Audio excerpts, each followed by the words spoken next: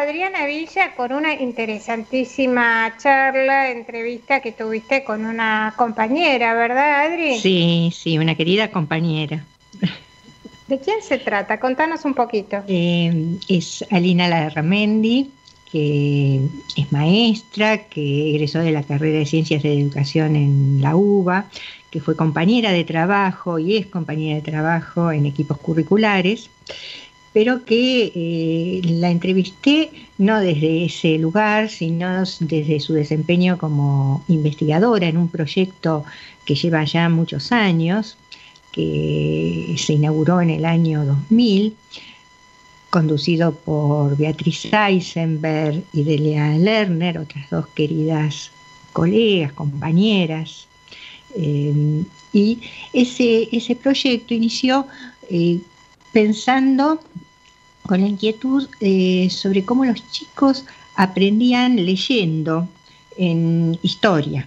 Y en alguna medida esto transferible a otras ciencias sociales, pero ellos han trabajado con la historia y a lo largo del tiempo fueron derivando en diferentes líneas de investigación y hoy ya tienen un acumulado importante de producción sobre las vicisitudes de los niños leyendo y las intervenciones de los docentes ayudándolos a ajustar su lectura.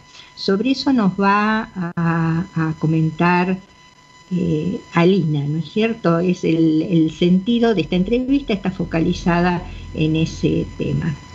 Este proyecto tiene sede en el Instituto de Investigaciones de Ciencias de la Educación de la Facultad de Filosofía y Letras de la UBA, y allí pueden encontrar algunas de sus publicaciones en la revista del Instituto de Ciencias de la Educación, que es de acceso libre en la web de la facultad.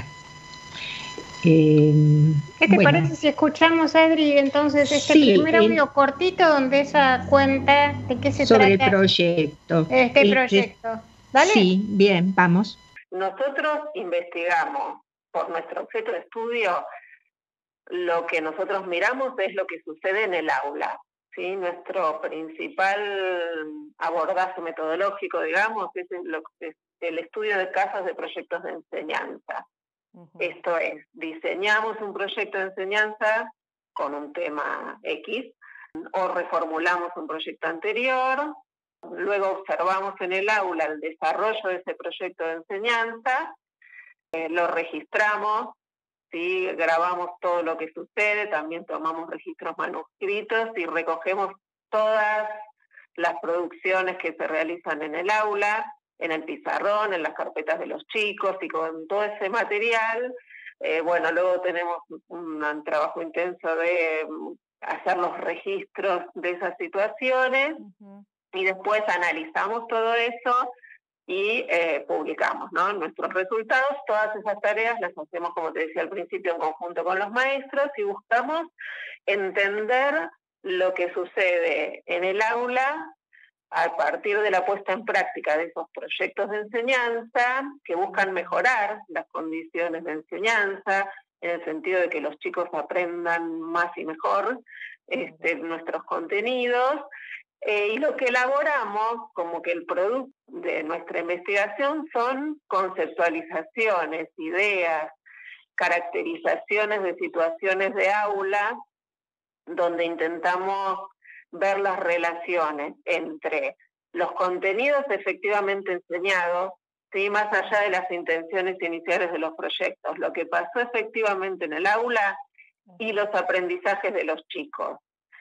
Y conceptualizamos esas situaciones, y lo que buscamos es que esas conceptualizaciones, esas caracterizaciones, más que aplicarse a la enseñanza directamente, sean herramientas útiles para los maestros para problematizar sus propias prácticas, para repensarlas y probar modos de transformarlas. Nosotros encontramos un texto interesante, un texto que se llama La extracción de plata del Cerro Rico, que nos parecía interesante porque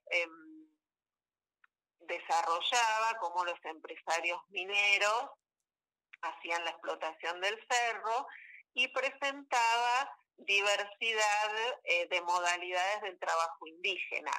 los trabajadores forzados, que es por ahí lo más conocido, pero también a los trabajadores libres, ¿sí? Indígenas, que un poco tal vez entre comillas, ¿no? Pero que acudían libremente a la mina, y esto los distinguía de los mitayos, ¿no? Que eran trabajadores forzados, que iban a cumplir con su turno de trabajo en la mina.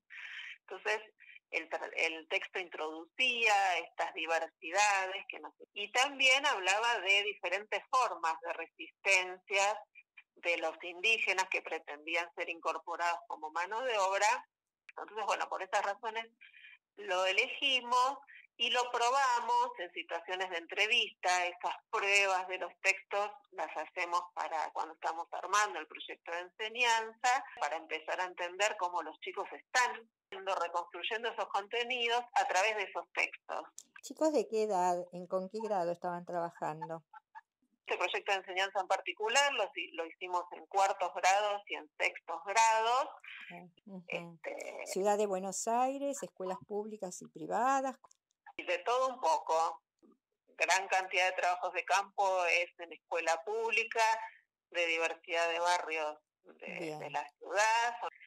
Este texto que lo complementamos con fuentes, y esas fuentes son un grabado muy conocido del interior, es como un corte transversal de una mina en el Cerro de Potosí, y también un fragmento, una fuente histórica que era de una historia natural y moral de las Indias, realizado por un jesuita, José de Acosta, colaborador del virrey Toledo, ¿sí? Que es un virrey que reglamenta la vida en esa ciudad, que surge con mucha fuerza a partir de la explotación del cerro, y regula también el trabajo en la mina.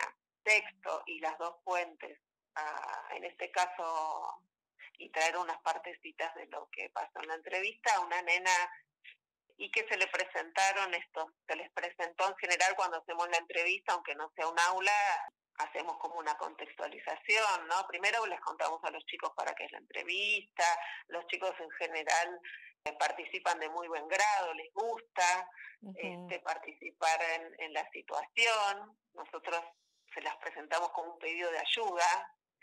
Necesitamos que nos ayudes a entender cómo se acercan los chicos a un texto de historia. Situaciones, esta introducción, la contextualización en el tema, y después los chicos se les presentan los textos con sus autores, en este caso además el grabado, y los chicos después van leyendo esos materiales, y se produce un diálogo en donde ellos nos van contando lo que entienden, y el entrevistador va haciendo preguntas con el propósito de acercarnos lo más posible al modo en que los chicos están reconstruyendo los contenidos del texto, y en este caso de la fuente. ¿Y qué encontraron en Paula? ¿Cómo hacía Paula? Bueno, con Paula hay cosas muy interesantes. Por ejemplo, algo que me parece lindo para compartir es algo que a ella le representó un problema en el texto, que era esto que mencionamos hace un ratito, de la existencia de trabajadores libres. El texto dice que para extraer la plata del cerro los empresarios necesitaban trabajadores, ¿cómo los consiguieron? Y dice, los españoles utilizaron dos formas: emplearon a trabajadores libres que se presentaban voluntariamente, y también recurrieron a un sistema de trabajo tomado de los pueblos originarios llamado mita. Y esta idea de los trabajos libres en el marco de una sociedad colonial y con los saberes que Paula tenía en ese momento sobre la conquista, le hacía mucho ruido. Entonces Paula relee y dice, acá dice, emplearon a trabajadores libres, y enfatiza, ¿no?, que se presentaban voluntariamente, dice, marcando estas dos palabras. Y entonces ella dice, o sea que querían algunos, pero no sabían que no era tan bonito ese trabajo al final, al parecer. No sé si a otros los obligaban, pero al parecer lo tomaron de forma libre. veamos todos los modalizadores que utiliza, ¿no? Para tratar de entender de qué se trata. Ella dice algunos, pero no sabía, iban libremente, pero no sabían que al final ese trabajo no era tan bonito. Y también dice al parecer, como que no le cierra por ningún lado. Y después el entrevistador le pregunta, ¿por qué te imaginas que trabajaban los que iban voluntariamente? Y Paula dice, para conseguir dinero para su familia, una típica analogía con el presente, ¿no? Claro. Que es algo que los chicos hacen al leer, ¿sí? Interpretan desde su mundo. Y sigue, dice, bueno, primero, yo creo que hay un caso que al principio quisieron, pero cuando vieron en realidad de qué se trataba, no quisieron. Y después lo forzaron a hacerlo, para conseguir más empleados si le faltaban, porque tendría que haber millones, dice ella, para una mina tan grande.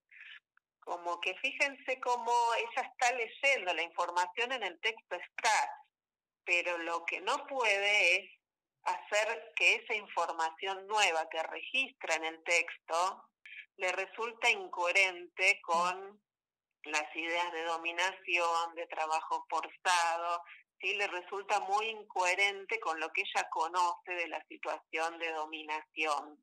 Ella va como conjeturando. ¿Cómo Claro. es posible que existieran trabajadores libres en este contexto? Entonces se inventa como lo que llamamos como una solución de compromiso. Entonces dice, bueno, ellos iban libremente. Entonces al principio quisieron, pero cuando conocieron de qué se trataba, no quisieron más y entonces lo forzaron. Entonces, hace como una solución de compromiso para hacer consistentes, para crear una trama coherente, que es lo que siempre buscan los chicos, como que encajen las piezas de ese rompecabezas. En este caso, la información del texto que desafía sus marcos y sus marcos. Entonces dice, bueno, sí, eran libres, está bien, pero iban libremente y cuando se daban cuenta de cómo era ese trabajo, ya no querían hacerlo y entonces lo forzaban.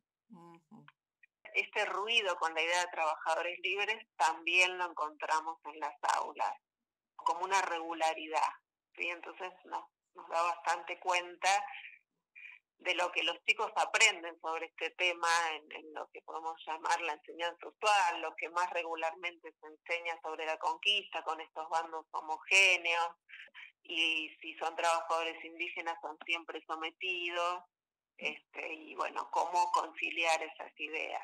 Claro, cómo ascender a la complejidad de la situación histórica que se está presentando, ¿no? Cómo ayudarlo a acceder a los chicos a esa complejidad. Exactamente, sí, bueno, en este caso eso, parte de esa complejidad es mostrar que dentro de esa relación generalizada de sometimiento había diferentes situaciones y dentro del trabajo indígena en la mitad había trabajadores libres.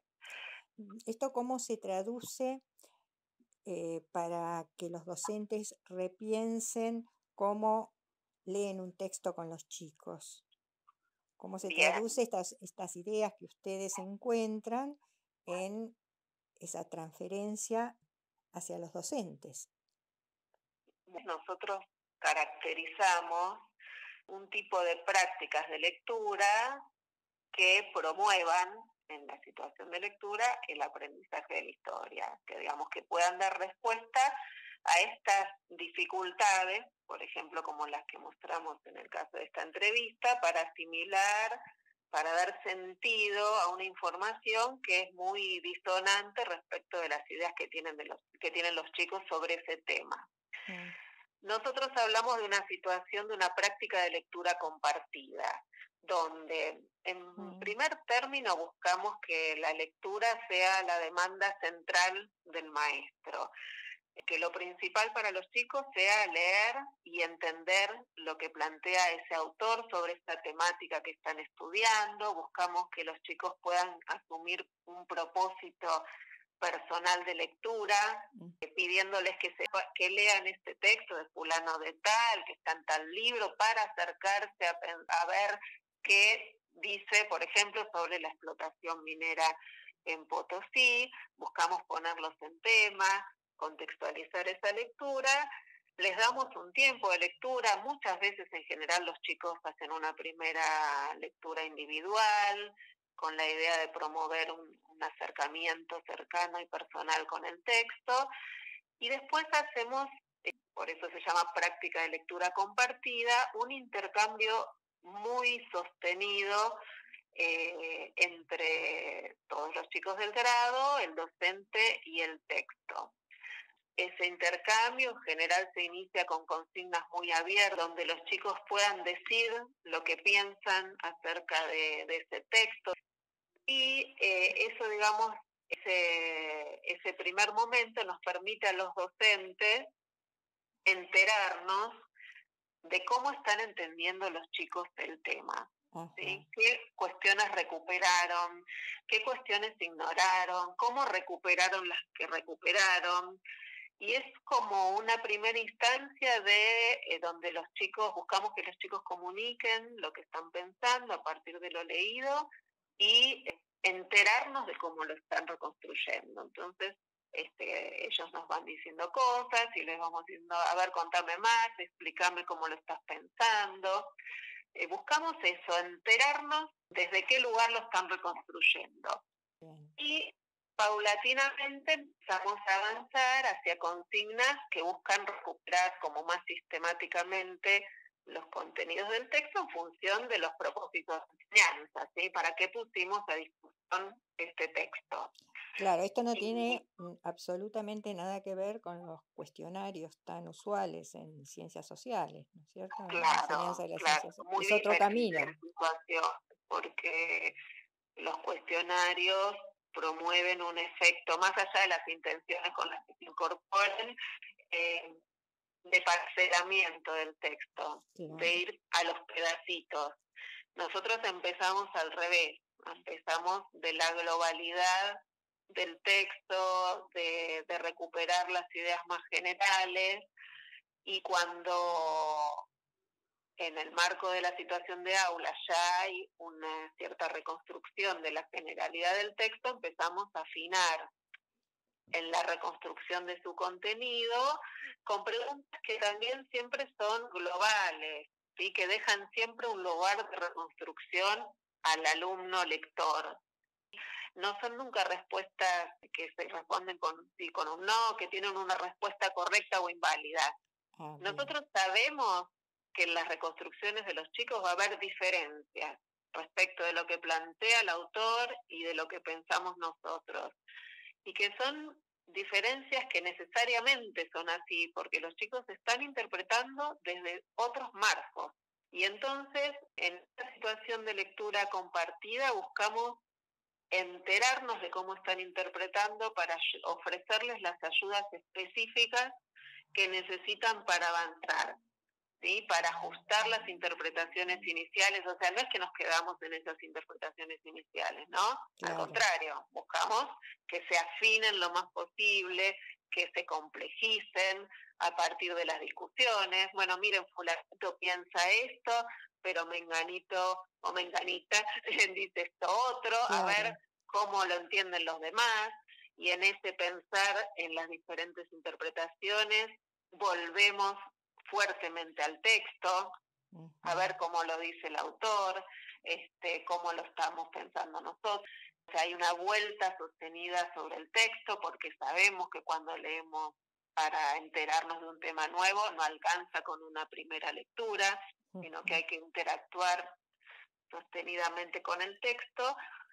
Y por otro lado, el maestro, la maestra, además de conducir este diálogo, de buscar de resaltar las diferentes interpretaciones cuando las hay, de promover la relectura, el maestro tiene un rol muy importante de lo que nosotros decimos intervenciones de rellenado, que es agregar información. Claro, porque no está la información en el texto, no está todo.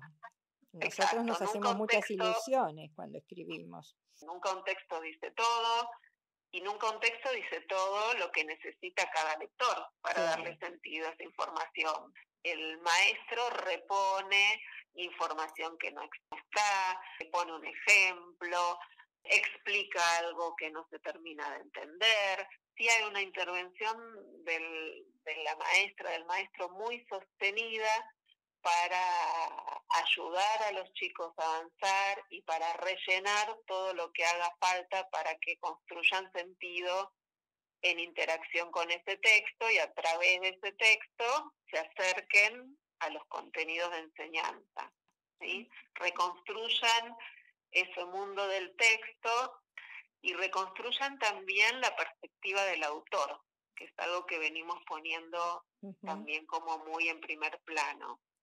Buscamos como desnaturalizar el texto, que los chicos sepan que el texto no es lo que pasó, sino que es una reconstrucción desde tal perspectiva, de tal autor.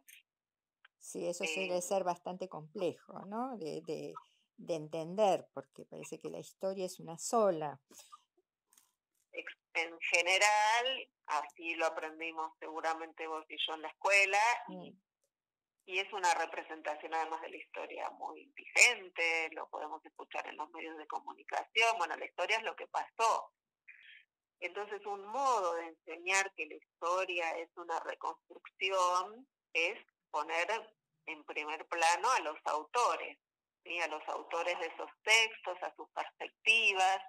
En ocasiones, algo importante del trabajo que hacemos en los proyectos de enseñanza es trabajar con un conjunto de textos, nunca un texto único para el trabajo con un tema, sino un conjunto de textos que a veces son complementarios porque desarrollan diferentes aspectos de una misma temática, a veces muestran perspectivas diferentes.